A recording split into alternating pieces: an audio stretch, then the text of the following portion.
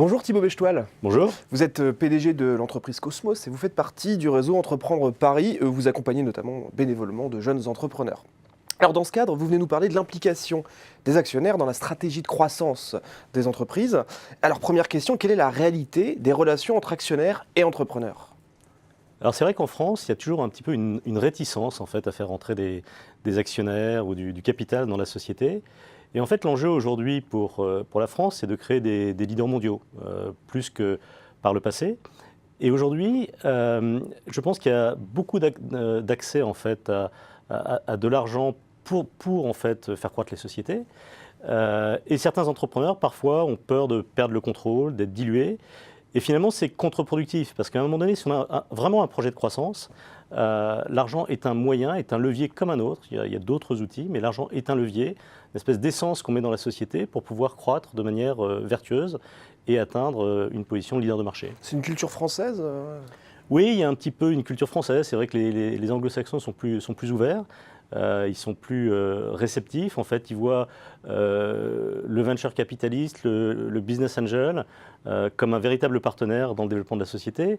On peut citer par exemple Google, qui a démarré avec un entrepreneur qui avait mis 100 000 dollars sur Google en 1999 et qui a fait 17 000 fois la mise. Donc il s'est retrouvé avec 1,7 milliard de dollars à la sortie de son investissement. Bien sûr, toutes les histoires ne sont pas Google, mais les entreprises françaises ont besoin d'être plus ambitieuses, plus tournées vers l'international, et souvent ce sont de gros investissements qu'on fait avec du capital. Donc vous militez pour une coopération accrue entre les actionnaires et les entrepreneurs. Voilà, absolument. Donc il faut pas que cette coopération soit aveugle, c'est-à-dire qu'il y a un bon moment pour lever de l'argent, il y a des moments où en fait il faut juste prendre du temps pour montrer le modèle, et puis il y a des moments où on doit accélérer. Quand on a montré le modèle, il faut vraiment accélérer, et là il faut effectivement que l'investisseur de capital risque rentre dans la société, mais soit vu comme un partenaire avec qui on échange, avec qui on partage des sujets de réflexion stratégique, des idées sur le développement. Bien sûr, on partage aussi des contacts. Et c'est important que cette relation de partenariat soit établie entre l'entrepreneur et l'investisseur. Avant et après la levée de fonds, en fait. Absolument, avant et après. C'est-à-dire qu'en fait, quand une start-up est dans un processus de levée de fonds, il va avoir plusieurs investisseurs. Et puis s'il a la chance d'être en position de choisir en fait, son partenaire investisseur, ce qui n'est pas toujours le cas, mais ça arrive, à ce moment-là, effectivement, il doit y avoir un fit humain, partager en fait, les mêmes idées sur la stratégie de la société, sur son évolution. Moi, je me rappelle quand j'ai fait rentrer Alven au capital en 2008, un des mots d'ordre en fait, de ces investisseurs, c'était de dire qu'ils se rangeraient toujours derrière l'entrepreneur sur le timing de sortie, la pertinence de la sortie, et ça c'est extrêmement important. Si l'investisseur est vu comme quelqu'un qui a un espèce de chronomètre dans la tête et qui doit sortir à telle date, à ce moment-là, ça peut vraiment perturber le développement de la société. En revanche, vous dites quand même que l'actionnaire ne doit pas trop s'immiscer dans la stratégie de l'entreprise. Clairement, c'est-à-dire qu'en fait, ce sont vraiment des rôles. C'est-à-dire qu'en fait, le rôle de l'investisseur, c'est de choisir le bon CEO, le bon patron de l'entreprise.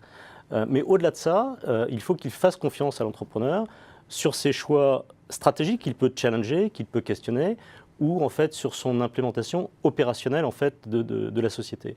Je me rappelle d'un investisseur, alors ça n'avait pas eu beaucoup de conséquences, mais qui voulait absolument que j'ai comme patron des États-Unis un Américain. Et en fait, moi, ma position, c'était de dire qu'il soit américain ou français, à l'époque on avait un français, il faut d'abord que ce soit un bon patron commercial.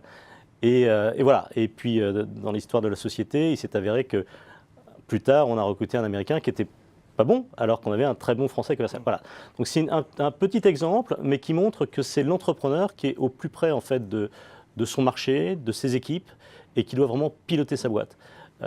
L'actionnaire qui s'immisce en fait dans la gestion d'entreprise parce qu'il a des espèces de marottes ou parce qu'il a voilà, des obsessions sur tel ou tel sujet, ça peut être extrêmement contre-productif, voire démotivant pour l'entrepreneur. Donc chacun doit rester à sa place. En fait. Chacun doit rester à sa place, absolument. Eh bien, merci beaucoup Thibaut Bechtoil pour cet éclairage sur les relations entre entrepreneurs et actionnaires. Merci. À vous.